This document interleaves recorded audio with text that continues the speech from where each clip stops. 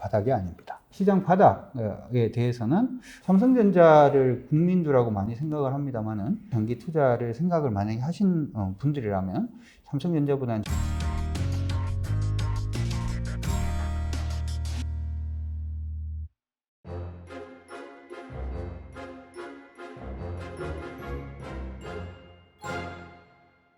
네, 강준혁 저자님 모셨습니다. 안녕하세요. 네, 안녕하십니까.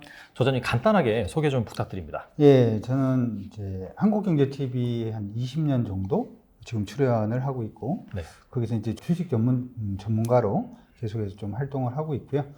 최근에 이제 세 번째 책을 이제 냈습니다. 네네. 요즘 시장이 좀 많이 어려워서 이번 책에는 제 사상을 좀 많이 담았는데, 이런 부분 좀 도움이 될까 해서 오늘 같이 한번 만나 뵙게 됐습니다. 알겠습니다. 네. 저자님께서 또 자체적으로 운영한 유튜브 채널이 있으시잖아요. 네. 제가 이제 쭉 봤는데, 네. 뭐 종목이면 종목, 투자 아이디어면 투자 아이디어, 그다음 매크로적인 그런 상황까지 네. 전반적으로 다양하게 말씀을 해주시고 계시더라고요. 그래서 최근에 아무래도 지금 현재 매크로 장세이다 보니까 네. 매크로 관점에서 질문을 좀 드려보겠습니다. 네. 지난주 이제 미국의 PC 물가 상승률이 예상치보다 좀 높게 나왔거든요. 네. 그리고 GDP 성장률, 네. 물론 과거 수치이긴 하지만 이 증권가에서는 이 부분도 상당히 좀 중요하게 생각을 했는데 이것도 마이너스로 나와서요. 네. 그래서 사실 매크로 지표가 부진함에도 불구하고 시장은 근데 상승을 했거든요. 네. 그래서 그 이유가 무엇인지 좀 궁금합니다. 일단 이렇게 생각을 해보죠. 우리가 제가 이제 주식 투자를 하는 입장에서는 주식 투자나 아니면 주식 트레이딩을 하는 입장에서는 경제학자가 되시면 큰일 납니다. 무슨 얘기부터 좀 해드리려고 하냐면 PC 물가 상승률이 굉장히 조금 높게 나왔죠. 네. 높게 나왔는데 이게 시장에서는 지금이 피크다 이렇게 생각을 합니다. 왜냐하면은 지금 뭐 매크로적인 부분을 얘기를 하자 보면 유가 좀 많이 하락을 했고 각종 원자재 부분도 앞으로는 경기가 좀 부진할 거야라는 얘기 때문에 좀 많이 하락을 해 있는 그러한 상태이기 때문에 지금 일단 PC 물가 지수는 일단 피크다. 다음에는 이제 인플레이션 부분이 조금 꺾일 가능성이 높다라는 기대감이 하나 있는 게 사실이고, 사실 이제 미국의 GDP 성장률 마이너스 나는 부분도 저번 분기가 1.6% 정도 마이너스가 났고요. 이번에도 이제 1%는 아닙니다만은 0.9% 정도 마이너스가 났는데, 일반적으로 GDP 성장률 자체가 2분기 정도가 마이너스가 나면 기술적으로는 경기 침체로 봅니다. 맞아요. 어떻게 보면 미국이 지금 인플레이션 조금 잡히는 모습이지만 경기 침체로 간다라고 하는 부분이기 때문에 만약에 매크로 변수를 보고 경제학자의 입장에서 주식 투자를 하는 사람들은 이거 투자하면 안 되겠네 이렇게 생각을 하실 텐데, 우리는 주식 투자를 하잖아요. 주식 투자는 현금의 흐름을 따라갈 줄 알아야 됩니다. 한번 생각을 해보자고요. 최근 들어가지고 달러가 굉장히 강세였어요. 왜 달러가 강세였을까요? 달러를 사는 사람들이 그만큼 많았기 때문이죠. 미국이 인플레이션을 잡기 위해서 이제 자이언트 스텝도 하고, 뭐 요번에도 역시 마찬가지고 금리를 계속 올리니까 돈이라고 하는 것은 기본 속성상 여러분들 경제학적으로 알고 있기로는 금리가 낮은 곳에서 높은 곳으로 일단 돈이 흘러가니까 미국의 달러가 굉장히 좀 강세였다라는 부분을 아마 다 이해를 하실 겁니다. 자, 그런데 미국이 지금 경기 침체로 갈 수 있고 경기 침체로 간다라고 했던 부분에서 이번에 FOMC에서 이제 얘기가 나왔던 부분이 앞으로 금리를 어떻게 올릴지에 대해서 얘기를 안 했어요. 세게 올릴 건지 어떻게 올릴 건지에 대해서 경기 상황을 봐가면서 금리를 올리겠다라고 얘기를 했거든요. 네. 그러면서 경기가 침체가 아니라고 계속 얘기를 하고 있죠. 기술적으로는 경기 침체인데 네. 이 얘기 자체는 어떻게 보면 경기가 미국이 일단 둔화가 되고 있다라는 얘기니까 미국에 계속 달러를 사던 사람들이 달러를 계속 살 수 있을까요? 아니면 좀 꺾일 것 같은데 그러면 다른 투자 대안을 생각을 할까요? 아무래도 다른 투자 대안을 그렇죠. 다른 투자 대안을 생각을 한다는 얘기 자체는 유로를 살 수도 있고, 근데 유로를 살려고 생각을 해보니까 유럽은 전쟁 중이잖아요. 그러니까 거긴 사기 조금 애매하고, 그러면 중국을 사볼까 이렇게 생각을 할 수가 있는데, 중국은 이게 사회주의 국가다 보니까 돈 들어갈 때는 쉬운데 나올 때는 굉장히 어렵습니다. 그러니까 거기도 투자하기는 좀 애매하고, 미국은 당연히 지금까지 돈을 많이 넣어놨던 부분이 경기가 침체가 된다니까 다른 쪽으로 빼야 되겠죠. 그러면은 만만하게 뺄 수 있는 나라가 대한민국이 아닌가 이렇게 생각을 해볼 수가 있고, 그러니까 이러한 부분에서 우리나라 통화가 일단은 계속 약세로 가다가 강세로 가는 현상이 일어나고, 그러니까 당연히 우리나라 주가가 뜨겠죠. 여기서 한 가지 더 생각을 해볼게. 투자할 수 있는 대안 자체가 주식만 있나요? 딴 것도 있죠. 그렇죠. 암호화폐도 있잖아요. 그러니까 각 나라의 경제 상황을 생각을 해서 투자를 해보려고 그러니까 투자하기가 좀 힘드니까 그러면 암호화폐 쪽으로 그러니까 암호화폐도 같이 뜨는 그런 현상이 일어나고 그러면은 미국 경기가 침체로 가는데 왜 나스닥은 왜 또 오르나요? 이렇게 하실 수가 있죠. 그 나스닥에 지금 포함되어 있는 우리 소위 말하는 팡이라는 기업들을 가만히 한번 생각을 해보자고요. 페이스북은 미국 내에 매출이 많은 회사인가요? 글로벌로 매출이 많은 회사인가요? 글로벌로 많겠죠. 그러면은 달러가 어떻게 보면 수출 기업이라고 볼 수 있는 거예요. 그럼 달러가 이제부터 시작해서 약세로 가겠네? 미국 경기가 침체네라고 얘기하면 이 기업은 실적이 더 좋아지겠네. 지금 테슬라도 역시 마찬가지고 테슬라도 어떻게 보면 미국 내에 전기차를 파는 것보다 중국이라든지 다른 나라의 전기차를 파는 게 많은데 수출 기업이죠. 그런데 지금 보니까 달러가 약세로 가면 수출 기업이니까 이익이 더 증가할 수가 있겠네. 대부분의 미국에 포진되어 있는 이 팡 기업들이 대부분 그렇다 보니까 걔네들은 주가가 뜨는. 그러니까 어떻게 보면 달러 인덱스가 약세를 보인다 혹은 GDP가 좋다, GDP가 나쁘다 이거에 너무 포커스를 맞추다 보면 주식 투자를 할 때 가장 핵심을 놓쳐버리게 됩니다. 돈이 어디로 왜 어떻게 흐르는지에 대해서 여러분들이 생각을 하신다면 지금 PCE 물가지수가 예상치를 상회하고 그 다음에 미국의 GDP 성장률이 2분기 연속 물론 이제 1분기는 조정을 하면 플러스가 될 수 있다고 이런 얘기를 합니다만은 일단 2분기 연속 마이너스가 났음에도 불구하고 왜 나스닥이 오르고 왜 한국 시장이 오르고 왜 암호화폐가 오르는지에 대한 이유를 아마 체크를 하실 수 있지 않을까 싶습니다. 사실 애플이나 구글 여기도 오른 것도 같은 논리겠네요. 그쵸. 수출 비중이 높다 보니까 아무래도 이런 쪽에 매수세가 몰리면서 나스닥은 크게 반등을 했다. 그렇게 볼 수가 있고 자 그렇다면 이제부터가 중요할 것 같은데 네. 그렇다면 저자님께서 보시기에는 이 바닥을 어느 정도 다진 것인지 본격적인 상승장이 온 것인지 어떻게 생각하시나요? 바닥은 이거는 늪입니다. 바닥이 아닙니다. 우리 이제 투자하시는 분들 이게 네. 주식을 제가 이제 책에서 계속 얘기를 하는 게 네. 주식 투자를 할 거냐 주식을 매매할 거냐라고 하는 부분에 대해서 자꾸 생각을 하시라고 말씀을 해드리는데 우리나라 겨울이 3만4온이라고 그러잖아요. 그냥 3일이 춥고 4일이 따뜻하다라고 하더라도 12월이면 겨울입니다. 그렇죠? 그렇죠. 무슨 얘기냐면 주식 시장에서 우리 그 얘기를 할 때 경제 지표가 좋으면 주가가 오르나요, 빠지나요? 보통 개인 투자들이 생각을 할 때 개인 투자를 생각하면 당연히 경기가 좀 오르겠다. 그렇게 그렇죠. 생각하겠죠. 경기가 좋으면 오를 겁니다. 그렇죠? 경기가 좋으면 오를 건데 왜 경기가 좋으면 오를 건지에 대해서도 한번 생각을 해볼 필요성이 있어요. 경기가 좋아지면 유동성이 높아지거든요. 일반적으로 시장에서 우리가 이제 그 기업들의 목표 주가를 얘기를 할 때 뭐라고 얘기를 하냐면 목표 주가가 단순히 이제 실적만 가지고 이게 굉장히 높아지거나 낮아지거나 하지는 않습니다. 소위 말해서 M2라고 그러죠. 우리 이제 요구불 그 통화까지 포함한 그 통화량 자체가 일단은 증가를 해줘야 시장이 오르는 거다. 이렇게 생각을 하시면 좋을 것 같고 그러면 지금은 아직까지는 금리가 인상이 되고 있고 미국은 유동성을 지금 계속해서 흡수를 하고 있는 이러한 단계이기 때문에 바닥이다 이렇게 생각을 하시는 건 아닌 것 같고요. 투자의 관점에서 바닥이다라고 할 때 경제 지표를 보실 때는 금리가 인하되는 현상이 일단은 보여야지만 바닥 근처에 와 있다 이렇게 생각을 하시면 좋을 것 같아요. 그러니까 금리가 이번에 조금 아쉬웠던 게 이게 네. 이제 오늘 없던 얘기일 수도 있는데 네. 러시아하고 우크라이나하고 전쟁이 딱 터졌잖아요. 터지고 난 다음에 우리 우리 국내 개인 투자자분들이 제일 먼저 했던 게 뭘 했냐면 러시아 ETF를 엄청 많이 매수를 하셨어요. 맞아요. 그렇죠? 왜냐하면 전쟁은 끝날 거니까.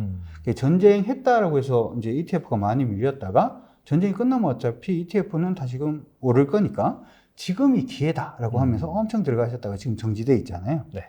그러니까 굉장히 힘들어져 있는 그런 네네. 상태인데 네. 몸 좀 움직이시는 건 좋지는 않아요. 한 가지 이제 바닥에 대해서도 한 가지 언급을 해드리면 금리를 처음에 인하를 하잖아요. 그럼 경기가 좋아진다라고 우리가 생각을 하는데 처음에 이제 경기가 경기가 굉장히 안 좋아져서 금리를 인하를 하면 은행은 싼 금리로 사람들한테 돈을 빌려주려고 그럴 겁니다. 그런데 경기가 안 좋다 보면은 대부분 기업들이나 사람들의 신용도가 어떻게 될까요? 높을까요? 낮을까요? 경기가 안 좋으면 아무래도 안 좋겠죠. 안 좋겠잖아요. 그렇죠? 그럼 신용도가 낮은 사람한테는 은행은 돈을 빌려줍니까? 안 빌려줍니까? 안 빌려주죠. 빌려주질 않죠. 그러니까 금리가 낮아지더라도 상당 기간 동안은 사람들한테 돈이 풀리지가 않고 은행에 돈이 모여있는 그러한 현상들이 좀 나타날 수가 있기 때문에 실질적으로는 금리 인하하고 난 다음에 시장이 바닥인지 아닌지에 대해서 생각을 하시는 게 좋을 것 같고, 한 가지 시장 컨센으로는 지금 내년 상반기 정도에 일단 금리 인상 사이클이 끝이 나고 네. 내년 하반기부터 시작을 해서는 곧장 금리 인하 사이클로 갈 수 있다 이렇게도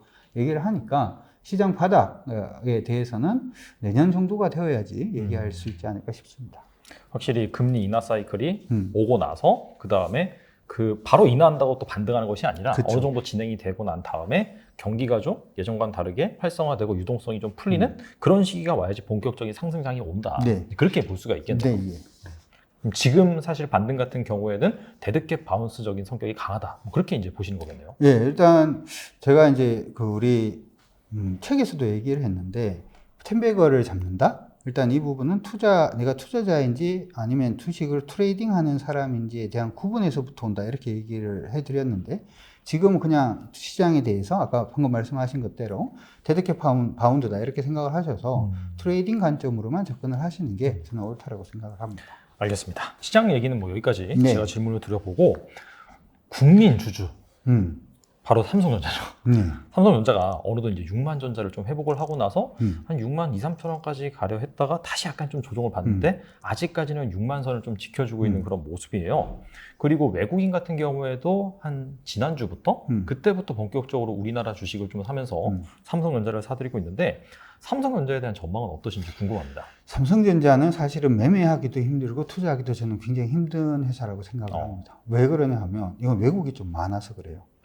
무슨 얘기냐면 삼성전자가 뭐 최근에 이제 치포 동맹에 우리나라가 가입을 한 해 만해부터 시작을 해서 미국에 뭐 투자를 하고 뭐 이번에 이제 3나노 공정에 대해서 얘기를 하고 뭐 여러 가지 얘기도 나오고 그리고 이제 치포 동맹에 들어가면 중국에 우리가 메모리 반도체 수출이 굉장히 많은데 사실 메모리 반도체는 삼성하고 SK 하이닉스, 마이크론 요 세 회사가 독점이거든요.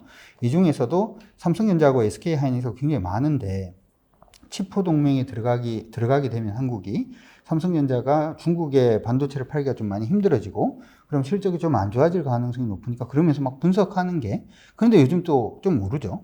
네. 뭐 이러니까 좀 많이 복잡한데 사실은 외국인들이 우리 시장을 살 때는 그냥 인덱스를 사는 경우가 굉장히 많습니다. 그렇죠. 인덱스를 사면 삼성전자는 무조건 많이 사게 되죠. 그래서 오르는 경우가 저는 많다라고 생각을 하고요. 지금 저는 국민 주식이 삼성전자라는 게 조금 가슴이 아프긴 합니다. 저는 삼성전자, 지금, 앞으로 만약에 이제 장기적으로 좀 봤을 때, 개인적으로는 삼성전자보다는 현대차가 조금 더 낫지 않을까 이렇게 생각을 하고요. 삼성전자는 만약에 매매 관점으로 보시는 분들이라면, 이번에 반등할 때 일정 부분을 뭐 정리를 하신다든지 하는 부분으로 저는 보시는 게 맞다 이렇게 생각이 들고요. 한 가지 보면은, 미국이 반도체에 대해서 굉장히 탐을 많이 내거든요. 예전에 바이든 대통령이 한국에 이제 방한을 했을 때도 제일 먼저 갔던 곳이 삼성의 반도체 공장부터 갔었잖아요. 그 얘기 자체는 갔던 이유가 자국에 삼성의 반도체 어떤 공장이라든지 하는 부분을 짓기 위해서 그 부분을 요청하기 위해서 갔다 이렇게도 봐줄 수가 있을 것 같은데 그러면서 지금 미국이 하는 행태줄 중에 하나는 인텔에 엄청 투자를 하고 있어요. 그래서 인텔의 메모리 얘기들도 나오고 있고 막 이러고 있잖아요. 이 얘기 자체는 자국의 반도체를 키우고 난 다음에는 우리나라 삼성전자의 입지 자체가 어떻게 될지도 약간 저는 애매한 국면이 좀 있다 이렇게 생각이 들어서 삼성전자를 국민주라고 많이 생각을 합니다만은 만약에 삼성전자만큼 장기 투자를 생각을 만약에 하신 분들이라면 삼성전자보다는 저는 현대차가 조금 더 낫지 않을까 이렇게 생각이 듭니다. 현대차가 장기적으로 유망하다고 보신 이유는 뭐예요? 현대차가 장기적으로 유망한 부분은 첫 번째로는 이제 전기차가 되겠죠. 그냥 쉽게 생각을 하자고요. 우리 개인 투자자분들이 주식을 처음 시작할 때는 야, 무슨 종목이 좋아? 이렇게 물어보고 뭐 이게 좋아. 그러면 우량주 중에서 그렇구나. 그러면서 그냥 사는데 나중에 되면 이제 분석을 하다 보면 차를 꼬이는 경우가 굉장히 많거든요. 현대차는 가장 쉽게 생각하면 이럴 것 같아요. 지금 주변에 전기차가 많나요? 내연기관 자동차가 많나요? 내연기가 많죠. 내연기관 네. 자동차가 많죠. 싹 다 전기차로 바뀔 겁니다. 수혜는 누가 받죠? 현대차가 받을 겁니다. 그렇죠? 거기다가 이제 두 번째로 생각할 부분은 미국이라든지 아니면은 유럽에서 옛날에 이제 그런 얘기가 있었어요. 그 엔화하고 우리나라 원화하고 엔화 부분이 뭐 우리나라 원화보다도 조금 더 강하게 이렇게 움직이면 야, 그 일본 차 살 사람, 그 미국에 있는 일본 차를 사려고 했던 사람들이 한국차를 살 가능성이 높으니까 현대차한테 수혜다. 뭐 이런 얘기를 예전에 많이 했었는데 사실은 그건 거짓말이죠. 애널리스트들의 거짓말이 아닌가 이렇게 생각이 들고 왜냐하면 그 당시만 하더라도 뭐 일본 차를 안 사면 독일 차를 사지 일본 차를 안 사면 한국 차를 사지 않았기 때문이죠. 그건 그러네요. 근데 지금은 보면은 유럽에서 기아하고 현대가 엄청 달리고 있습니다. 실질적으로 지난달에 유럽의 자동차 판매량을 보면은 전체적으로 한 30% 정도 감소하는 그런 모습이 있었는데 현대 기아차는 한 4% 정도밖에 감소를 안 했어요. 무슨 얘기냐면 그러면서 전기차 순위 안에 기아 자동차가 막 순위 안에 들고 미국 같은 경우에도 전기차 판매량을 보게 되면 아직까지 미국은 전기차 판매량이 그다지 높지는 않습니다. 네. 높지는 않은데 1등부터 3등까지가 테슬라, 4등이 이제 포드, 그 다음에 뭐 5등, 6등으로 가면은 그게 기아 현대입니다. 그러니까 기아 현대의 순위 자체가 지금 굉장히 많이 올라가 있고 미국도 이번에 이제 BBB 법안이 하원에서 통과가 되면서 전기 자동차라든지 아니면 신재생 에너지라든지 하는 부분에 대한 관심도 자체가 굉장히 높아져 있기 때문에 예전에 현대가 중국 시장을 처음 먹었을 때 주가 상승 부분을 보면 거의 더블 이상 올랐거든요. 그때 엄청 올랐죠. 그렇죠. 왜냐하면 전 세계의 자동차 시장, 자동차 소비 시장은 사실은 미국, 중국, 유럽 이렇게 세 군데밖에 없어요. 여기서 이제 가장 큰 시장은 중국 시장인데 어차피 중국 시장은 자기네들끼리 해먹는 시장이기 때문에 일단은 그렇죠. 놔두고 네. 그 다음에 볼 수 있는 게 이제 미국 시장, 1년에 자동차를 1000만 대 이상 팔 수 있는 시장. 세 번째가 이제 유럽 시장인데 최근에 이제 유럽에서는 전기차로 전환되는 속도가 좀 빨라서 신차 효과 자체가 조금 더 있는 그러한 부분이 일단 있고요. 미국이 이제 시작한다라고 하는데 지금 미국의 조지아라든지 하는 부분에 현대가 공장도 짓고 하는 모습도 일단 있잖아요. 네. 그렇게 생각을 해보면 제가 생각할 때는 그냥 성장성 부분을 놓고 본다면 전기차에서는 일단은 현대가 삼성이 지금 반도체에서 시스템 반도체로 나아가는 부분보다도 더 빠를 가능성이 높지 않나 이렇게 생각이 들고요. 이번에 세스 혹시 보셨는지 모르겠는데 어떤 거요? 세스요. CES? 예. 네네. 거기 보면 현대 부스에서 뭐가 있었냐 하면 큰 차가 하나가 나와서 작은 그 지금 보스턴 다이내믹에서 나온 그 로봇 있잖아요. 그게 나와서 뭐 배달을 하는 뭐 그게 있었거든요. 그러면은 앞으로는 지금 배달이라든지 하는 부분도 현대가 일단은 만들 수 있다라는 얘기가 되기 때문에 제가 생각할 때는 현대 부분을 보시는 게 조금 더 낫지 않을까 싶습니다. 확실히 그 전기차라는 그런 어마어마한 미래 성장 산업에서 네. 지금까지 봤을 때는 점유율을 높여가고 있기 때문에 그런 부분에 있어서 네. 또 이렇게 장기적으로 투자만 하다 그렇게 보시는 거고 투자자 입장에서는 확실히 계속해서 전기차 시장에서 그렇게 좀 헤게모니를 가져갈 수 있는지 주목을 해보는 게 중요하겠네요. 그리고 한 가지 더 얘기를 해드리면 이게 이제 우리가 주식 투자를 할 때 장기로 주식을 샀는데 15% 빠졌어요. 그럼 기분이 별로 안 좋죠. 안 좋죠. 그래서 한 번 더 샀어요. 근데 또 10% 빠졌어요. 그럼 또 기분이 안 좋죠. 더 안 좋죠. 그리고 1년, 2년 지났는데 뭐 와이프가 됐든 아니면 남편이 주식 투자한다던데 어떻게 됐냐 이렇게 물어보면 우량주를 샀으니까 괜찮아. 그래서 어떻게 됐는데 마이너스 40%인데 괜찮아. 이거는 굉장히 기분이 별로 안 좋을 겁니다. 근데 사실 삼성전자도 마찬가지긴 한데 삼성전자가 지금 배당 수익률이 거의 4%가 넘어서고 있어요. 네. 현대차가 이제 2% 후반 정도로 지금 와 있는데 아까 얘기했는 삼성전자가 현대차보다 모멘텀은 약합니다만은 사놓으면은 은행 이자가 지금 한 2.8% 정도 되거든요. 네. 그러면은 1년에 4% 정도 되는 이자를 계속 받다가 오르면 팔면 되니까. 아니면 현대차 같은 경우에는 현대차는 기본적으로 저는 10만 원까지 빠졌으면 참 좋겠다 뭐 이런 생각을 하는데 왜냐하면 현대차가 작년 배당이 네. 이제 한 5천 원 정도 됩니다. 네. 그러면은 10만 원까지 빠지면 5% 정도 되는 배당 수익률을 누릴 수 있는 거잖아요. 그러면 현대차는 지금 만약에 가지고 계신 분들한테는 지금 바로 오르기를 기원합니다만은 만약에 투자한다라는 관점에서는 현대차가 이렇게 모멘텀을 많이 가지고 있는데 만약에 이제 경기가 안 좋아져서 10만 원까지 빠지면은 그냥 사놓으면은 1년에 5%씩 나한테 계속해서 강남에 빌딩 가지고 있으면 4% 정도 나오잖아요. 네. 그렇죠? 공실 안 난다라는 가정하에. 근데 그들 회사들은 만약에 5% 이상 뭐 배당을 주는 부분까지 나오게 되면 투자의 관점으로는 굉장히 메리트가 있다. 이렇게 또 봐줄 수가 있겠죠. 그러니까 자꾸 책에서도 그런 얘기를 한번 해드렸는데 주식이 오르는 부분만 자꾸 생각을 안 하셨으면 좋겠어요. 저는. 밀려도 기회가 올 수가 있고 올라도 기회가 올 수가 있는 거기 때문에 그렇게 일단 생각하시면 좋을 것 같고 어쨌든 만약에 삼성전자하고 현대차라면 저는 현대차 승이라고 말씀드리고 싶습니다. 삼성전자가 막 그렇게 안 좋다라기보다도 상대적인 비교 관점에서 본다면은 현대차가 사실 저는 우위다. 조금 무서운 게 있어요. 삼성전자에 대해서. 이 유튜브는 많은 분들이 보시는 거라 삼성전자 말씀 잘하셔야 돼요. 네, 말씀 잘 드려야 될 것 같은데. 네. 저는 사실은 지금 그 미국의 그 정치적인 이슈 자체가 저는 굉장히 좀 무섭거든요. 여러분 아시다시피 삼성전자가 전 세계 이제 글로벌에서 반도체 1등 하기 전에 네. 일본 기업이 반도체 1등 하고 있었잖아요. 그렇죠. 그러다가 갑자기 그 아시다시피 미일 반도체 협정 이제 맺고 그 다음에 그 부분에 대해서 미국 정부에서 좀 관여하고 하는 부분을 일본 정부에서도 조금 허용을 해줬죠. 그런 부분을 일단 있고 난 다음에 일본 반도체 완전히 빠지긴 하고 그때 이제 컸던 게 한국의 반도체 삼성과 네. 그다음에 대만의 반도체 TSMC가 이제 커 올라온 거잖아요.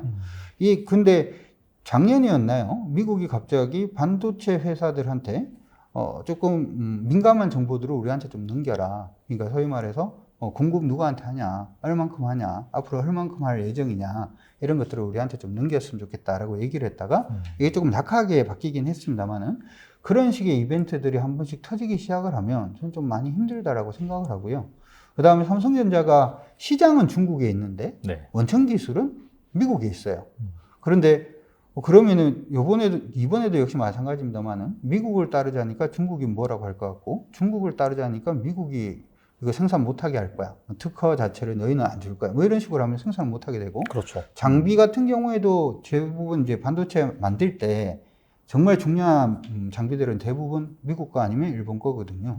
그러면 일본은 미국 편이니까 장비 안 줘라고 해버리는 순간 이것도 또 애매해지기 때문에 그렇죠. 지금 어떻게 보면 삼성전자는 정치적으로 봤을 때 만약에 이제 삼성의 기술력 이런 식의 문제가 아니라 정치적으로 봤을 때 미국으로 완전히 붙기도 애매하고 중국으로 붙기도 애매하고 그렇다고 시장을 놓치기도 그렇고 만약에 중국 쪽에 만약에 반도체 공급을 중단해 라고 얘기를 하면 이미 설비 투자는 많이 해놨는데 그럼 반도체 가격은 폭락할 가능성도 있고 여러 부분을 생각을 해봤을 때 개인적으로 삼성전자는 조금 리스크가 지금은 좀 있지 않나 불확실성 자체가 좀 많은 것 같으니까 참고하셔가지고 기술력 부분에 여러분들이 삼성전자를 지금 보실 때는 기술력에 주목을 하시기보다는 정치적인 이슈에 조금 더 주목하시는 게 어떨까 싶습니다. SK 하이닉스 비슷하겠네요, 그러면. 역시 마찬가지 SK 하이닉스도 역시 마찬가지죠. 알겠습니다.